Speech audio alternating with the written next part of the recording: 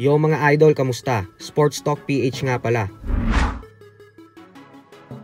Ang bigating laban, pag-usapan natin yan mga idol.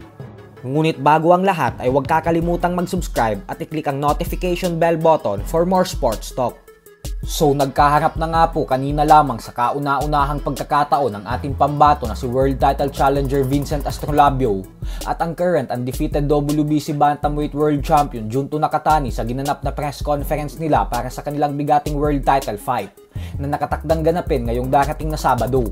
Dito po ay sinabi ng trainer ni Astrolabio na si Nonoy Neri na hindi umano sila pumunta ng Japan para lamang matalo at bagkus iuwi daw talaga nila ang titulo sa ating bansang Pilipinas. Habang si Astrolabio naman ay sinabing may advantage daw talaga si Nakatani. Gawa ng isang malakas na fighter daw talaga ito tapos sa baluarte niya pa gaganapin ang bakbakan.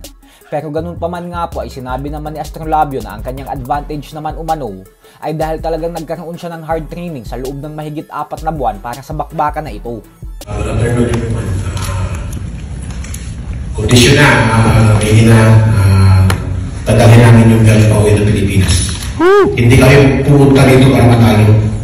Lahat ng training namin gagawin namin sa taas ng rate. So, magbuhay Pilipinas. Araw ko sa lahat. Una po, yung training namin talagang handaan po namin ng gusto 4 months almost. Talagang nakaprepare po kami. Ready na po ako sa aming laban sa July 20.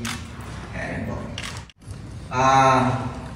Nakatay sa good boxer kasi naging 3 division world champion na pabilang sa pang-4 pound kaya yun po.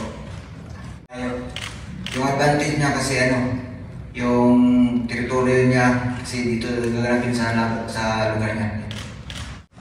Yung advantage ko po yung hard training ko na malakas ako at saka tingrige po ako. Pumunta ko ako dito para manalo kaya gagawin ko lang yung best ko sa laban ng Nakatani. Sa kabilang banda naman mga idol ay bagamat nga po suspendido ng 1 taon ang knockout artist na si Ryan Garcia nang dahil sa pagpopositibo nito sa pinagbabawal na gamot sa naging laban niya kontra sa former undisputed lightweight world champion Devin Haney, ay sinabi nga po ni Garcia na pinaplano niyang dumayo sa bansang Japan sa buwan ng December upang magsagawa ng isang bigating exhibition fight. Para po sa mga hindi nakakaalam ay matagal na pong gustong lumaban ni Garcia sa Japan, kung saan minsan na din itong sinabi na pangarap niya daw lumaban sa Japan at harapin ang current undisputed super bantamweight world champion Japanese monster na Naoya Inoue sa isang catchweight fight. Ayon kay Garcia ay napakalaking laban daw nito kung sakali at panigurado umano na babasag ito ng mga record sa pay-per-view buys at ticket sales.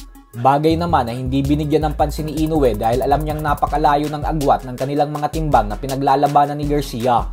Kaya malabo talaga itong mangyari. So hanggang dito na lang po muna tayo mga idol.